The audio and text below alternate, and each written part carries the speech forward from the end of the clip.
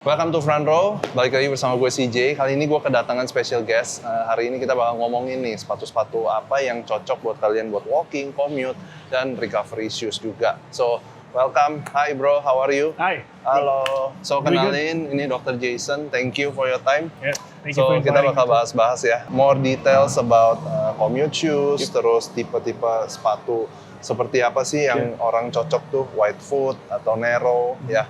Sure. Langsung aja kita Oke. jalan, let's go. Ngomong-ngomong, all your collection saat ini tuh mostly running shoes atau you have specific sneakers collection that you really like to collect? I would say 100% of them running shoes. Running shoes Tapi ya? running shoes yang would look like a sneaker bakalan bagus juga sih.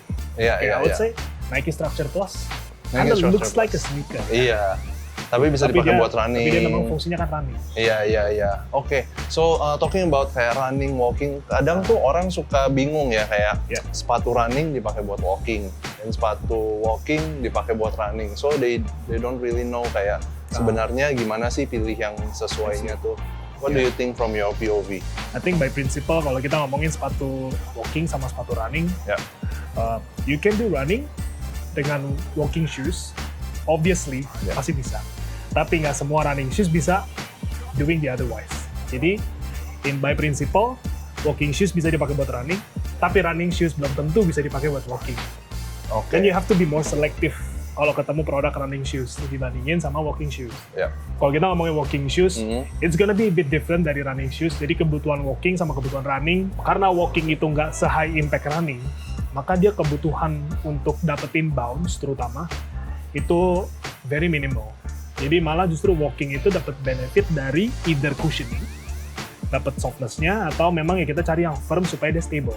Oke. Dan ini mengcater dua kategori yang lumayan beda nih, gitu. Karena untuk orang yang butuh cushion, let's say, itu lebih cocok untuk misalnya orang-orang yang suka kena plantar fasciitis. Ya, plantar fasciitis itu kan radang di telapak kaki karena mungkin load-nya terlalu banyak, Ya. posturnya nggak bagus, repetitive loading. Jadi kalau dia dikasih cushion yang geometrinya oke, itu bisa ngurangin rasa nyeri yang ada di plantar. Lantar itu di bagian heel ya Bagian biasanya. heel Ah. biasanya sakitnya. Oke. Gitu. Nah kalau yang firm ini justru untuk orang yang biasanya ankle-nya itu agak nggak stabil. Mhm. So biasanya kalau mereka di sepatu lari mungkin udah kelamaan lari dengan sepatu yang terlalu banyak cushioning atau terlalu banyak bounce, mereka pindah ke sepatu walking yang lebih dapat firmness-nya, Oke. akan lebih stable jalannya karena dia nggak perlu micromanaging the small muscles untuk menstabilkan gerakan jalan dia karena sepatunya udah firm by design gitu. Oke, oke. So I think ada pengelompokannya di situ lebih ke tepat guna aja sih siapa Ya. pakai produk yang mana dan seterusnya. Would you recommend kayak any of the shoes yang bisa lu recommend buat walking? I think the first one Mhm. yang gua ngerasa wah ini nggak ada nih di toko-toko lain nih Oke. is Nike Windflow. Oke. Windflow. Ini Windflow. Nah, ini kemarin gue juga baru bahas, baru cobain on fit. Belum coba buat lari sih. Oke. But surprisingly emang nyaman. Which I think base-nya nih lumayan lebar nih. Ya. Base ininya. Jadi kalau kita ngomongin dari sepatu, itu nggak cuman cushioning sama bounce-nya, tapi kita juga ngomongin dari sisi lateral stability-nya.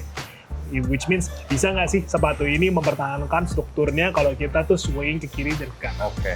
Nah, faktor yang paling gampang untuk dilihat adalah dari sisi base of support-nya dia. Mhm. Jadi, kalau sepatu yang punya base-nya lebih lebar daripada bagian upper-nya, berarti kan dia punya excess foam di sebelah sini. Ya. Nah, excess foam ini, by principle sebenarnya udah nambahin stability buat kita, karena dia kan bentuknya melebar. Ya. Jadi kalau misalnya kaki kita ada geser ke kiri, geser ke kanan, nah si foam ini tuh masih bisa meng-counter Oke, jadi bikin gerakan lebih itu. stabil ya. Yes, dibandingkan yang ya udah langsung lurus. Kayak beberapa sneakers tuh ada yang cuma bentukannya lurus. Nah, itu kan kalau kita geser kiri dan kanan dia udah nggak ada tadaannya lagi. Usually prone to sprain. Oke. Gitu. So ini ya, you will definitely recommend this. Ya, in one condition. Jadi Mhm. biasanya kalau produk Nike kita selalu ketemu problem di fitting. Fitting Toe ya, box. betul. Ya, Dia tuh kayak narrow tuh banget. banget. Nah, you need to find. Jadi beberapa produk Nike itu ada yang somehow surprisingly itu cukup wide. Ya. Cukup banget. I'm not saying dia white friendly kayak kita misalnya pakai Hoka kan ada yang white version, looks ya. the same. Yeah. On juga sama, ada yang white version. Nah, kalau di Nike, I don't think the white version is readily available. Jadi nyobain fittingnya satu persatu itu akan sangat membantu buat tahu ini cocok nggak sama kaki kita. Karena kan dia tahu lagi ya, orang Indonesia itu kakinya lebar-lebar. Iya. Ya, jadi, Banyak yang kakinya cenderung lebih it's lebar. a huge issue kalau kita ngomongin fitting, so harus dicoba sebelum ngambil keputusan. Oke. Tapi in this case, si Winflow ini, you will say this is true to size lah ya? I'd say this is true to size, pretty wide base ya, heel flare-nya gede banget nih. Iya. So I think selain dapat cushioningnya yang juga nggak terlalu soft banget, kayak Vomero Plus, dia masih ngasih sedikit stability from the heel part. Jadi kalau buat walking, buat lari yang mungkin pace-nya pace recovery yang santai, zone 2 running, I think this shoe would still do. This Pretty good. Oke, nice.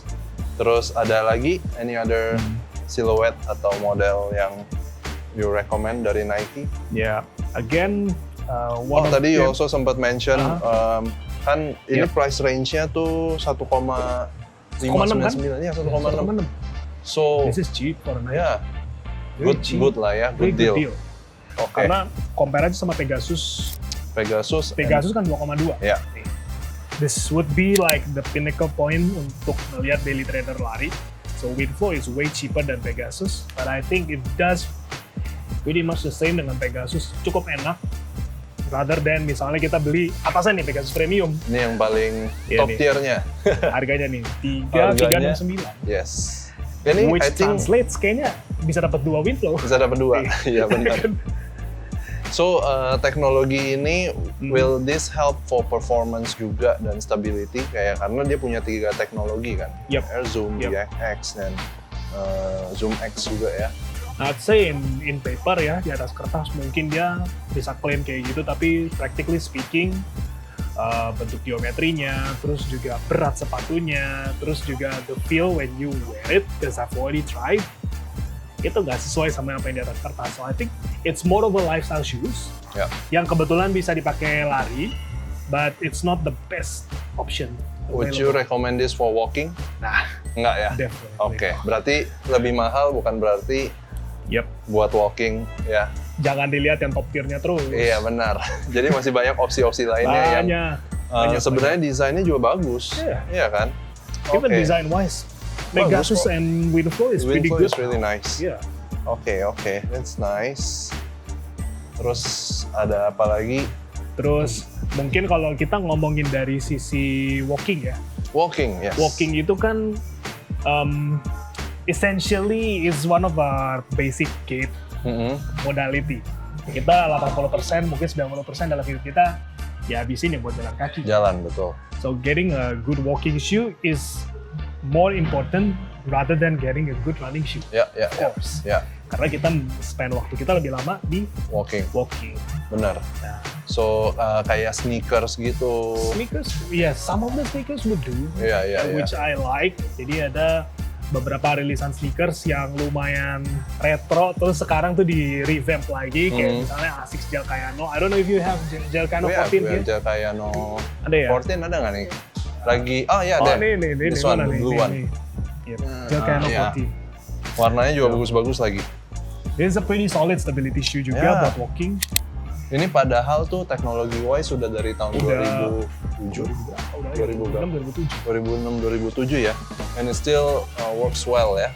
Pretty solid. Ya, solid ya. Cuman kan dia memang setiap new release dia revamp lagi teknologi yang terbaru, dimasukin oke. lagi nih ke retro seriesnya mereka.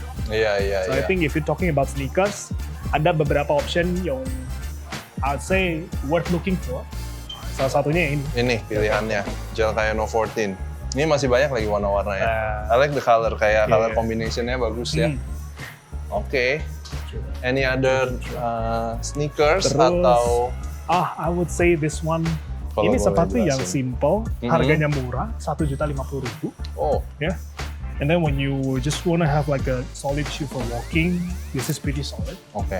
Buat commute Buat gitu. commuting, naik KRL, naik Yeah. LRT, naik MRT, pokoknya rail based atau bus based transport itu kan banyak berdiri Banyak berdiri, ya. dan juga banyak berhenti, banyak gas, Mm-mm. ya kan? You don't have to get like something very high end Ya. buat commuting. Just get a good shoe, that'll do the rest. Ya. And durability-nya juga pasti kayaknya oke Yeah. banget nih. Durability wise juga, it's not like the 100% perfect, tapi Ya. dengan harga 1.50.000, 1.50, you get what you have to do. Oke. Ya, you get what you have to buy, of course. Kualitasnya dapat oke, mudguard-nya juga gede. Jadi kalau hujan tuh masih lumayan secure, terutama kan bagian sini suka basah nih ya, Iya. kalau hujan. And then, what I really like, dia bagian base di heel-nya ini firm, keras. Oke, justru emang harus sedikit firm ya, Yeah, not too not too soft. not too Not soft. too soft. Oke, misalnya kita ambil Evo SL deh, sebelumnya nih. Kita ambil Evo SL. It's a good shoe for running, super critical, lightweight, rasanya kayak ada yang dorong, but then coba bayangin pakai Evo SL buat naik RL. Iya, nggak stabil kan? Your heels gonna work a Iya. lot di bagian sini karena ini nggak stable Iya. dibandingin Supernova East. Jadi better yang nggak terlalu tebal and a bit firm ya. Yep. Oke. Ini buat fitting juga I think it's a bit wide foot Fitting. friendly juga ya. Iya. Wider Ini ya. di bagian sini nih cukup wide foot friendly. Terus Biasa juga, cara lihatnya tuh mungkin dari sini, ya, dari first forefoot. of all dari base-nya, dari base-nya, outsole-nya, terus terus diputar, uh-uh. ya dari upper-nya, Oke. and then you have to check selisihnya gimana dan seberapa jauh gitu. Baru terakhir, karena geometri yang ini cukup kompleks, kita nggak bisa analyze using the naked eye. Mm-mm. Better kita Try on. try on aja. Oke. Nggak. I'd say ini pas banget buat orang-orang flat foot. Ini Birkenstock Birkenstock Arizona ya, ya, by the way ya. Cork midsole Ya. atau cork sole unit kayak gini, ini kan keras ya. Mm-mm. It's firm by design. Tapi geometri yang ditawarin sama Birkenstock ini sebenarnya membantu banget buat orang yang punya flat foot dan sering kambuh-kambuhan plantar fasciitis. Try to look from the side ya. Dari Jangan samping kalau ya. dari sini mungkin nggak gitu kelihatan. Mm-mm. And then coba diputar sendalnya, terus kita ngintip dari belakang ke depan begini. Ya. Dia kayak masuk Dia gitu ya. Terus ada ada kayak jeglokan naikan, di sini kan, uh-huh. naikan di sebelah sini. Ya. Terus di bagian forefootnya ini ada tadahannya lagi nih. Oke. Ini tuh membantu untuk ngasih kita stability. Terus Oke. di bagian heel juga cuppingnya, nah ini yang mungkin selera orang nih, karena ada orang yang fat pad di daerah heelnya itu suka ke trigger kalau terlalu firm. Oke. Maybe jodoh-jodohan di sini, tapi kalau yang nggak ada masalah itu, this would be very helpful untuk ngejaga positioning kakinya supaya dapat effectiveness yang paling berasa nih Oke. di bagian sini, di bagian midfootnya. Oke. Karena ini ada arch supportnya. Oh iya, karena dia Iya kan? naik gitu kan. Tuh, ada naikannya, Gitu, terus dia gitu. ngenopang yang di sebelah sini, yang jadi sebelah sini tuh lebih jatuh, sebelah sini lebih naik. This is Oke. one of the solutions buat orang-orang flat foot. Solution buat orang-orang wide foot. Dan ini Yep. applies in all Birkenstock model ya. I think most of Birkenstock dia Mold-nya pakai begini ya berarti mold-nya ya? begini tuh. Oke. Ada versi yang cork, dia ada versi yang plastik juga. Ya. Tapi I would say the cork ones would do better karena dia jauh lebih firm. Dan kan lo nggak mungkin pakai ini buat lari ya. Iya. Lo pakai ini buat jalan sehari-hari. Dan jemur di durable-nya juga komplek. kayaknya sih oke banget. Durable. Cork is Iya. very durable. good. Asal nggak kena basah. Ya. Jangan sering kena becek atau apa. It's gonna be very durable. Oke. Dia feel-nya kayak suede gitu ya. Yes. Kayak suede. True. So, ini tadi kan you sempat ngomong kalau we discuss ternyata recovery itu emang ngefek dibikin apa? Kita butuh cushion. Cushion ya. Butuh cushioning. So less pressure on our Ya, on the kalau joints. kita berdiri on the joints. Oke. Kayak berapa persen usually? So, I think principally kalau kita nyeker nih, kita berdiri tanpa pakai alas kaki, itu load yang kita terima 100%. Oke. Ya, kalau kita lari, dan terutama larinya udah pace-pace yang gede, itu pace-pace kencang, itu biasanya yang terekam itu bisa sekitar 200 sampai 250% dari berat badan. Ya. 200 sampai 250% dari berat badan, it's a lot of force. Ya. Ketika kita badan udah dipakai capek nih habis dipakai lari, terutama yang mileage-nya udah tinggi, let's say sekitar 50, 60, 70 kilo dan lebih tinggi, itu better punya beberapa pilihan sepatu yang memang condong untuk recovery. Oke. Tujuannya simple, kita mau ngurangin load. Ya. Kita mau ngurangin accumulated load yang ada di kaki kita. Karena kita lari udah ngumpulin load yang begitu banyak kan, 200-350%. Ya. Nah, kita butuh pengurangan dengan pemakaian recovery sandal so slip on ini lah ya. Yep. Oke. Ini membantu juga bahkan even misalnya dipakai di rumah gitu. Kita kan di rumah pikir, ya rumah bersih kalau kita nggak pakai sandal. Ini kan bisa dipakai buat indoor. Oh gitu, oke. Jadi sehari-harinya kita lagi jalan di rumah, misal lagi rest day, atau lagi WFH gitu. Ya. Then why don't you try to opt to find something a bit softer. Ini gue habis interval hari ini, so I think boleh cobain ya. Boleh nih, ada berapa pilihan nih? 3 kan? Iya, I like this. Iya. Ini kayak slip-on rumahan gitu. Aha. Oke, that's good to know. Thank you banget discussion-nya, buat recommendation-nya juga. So, nanti kita ngobrol-ngobrol lebih detail lagi. I think banyak banget topik yang kita discuss, bisa kita discuss ya ke depannya. So, ini daging banget informasinya.